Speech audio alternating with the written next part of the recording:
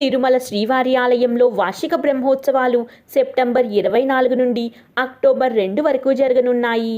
ఈ క్రమంలో సెప్టెంబర్ 16వ తేదీన శ్రీవారి ఆలయంలో కోయిల్ ఆళ్వార్ తిరుమంజనం నిర్వహిస్తారు. అసలు ఈ కోయిల్ ఆళ్వార్ తిరుమంజనం అంటే ఏమిటో ఇప్పుడు తెలుసుకుందాం.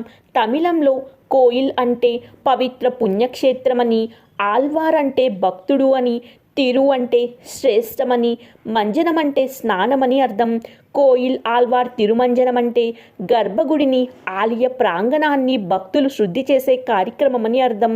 ఈ కోయిల్ ఆళ్వార్ తిరుమంజనం జరుగుతున్న సమయంలో శ్రీవారి ప్రధానమూర్తిని ఒక తెల్లటి వస్త్రంతో కప్పి ఉంచుతారు. అన్ని దేవతామూర్తులను, ఇతర వస్తువులను గర్భగుడి నుండి బయటకు తెస్తారు. కర్పూరం, గంధం, కుంకుమ, పసుపు మొదలైన వాటితో కూడిన పరిమళం అనే సుగంధ మిశ్రమంతో శుభ్రం చేస్తారు. ఈ మొత్తం కార్యాచరణ ఉదయం 6 గంటల నుండి 10 గంటల వరకు ఒక మహాయజ్ఞంలా జరుగుతుంది.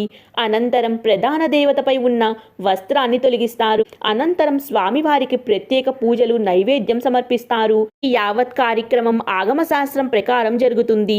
కాగా సంవత్సరానికి 4 సార్లు ఈ వైదిక కార్యక్రమాన్ని నిర్వహిస్తారు.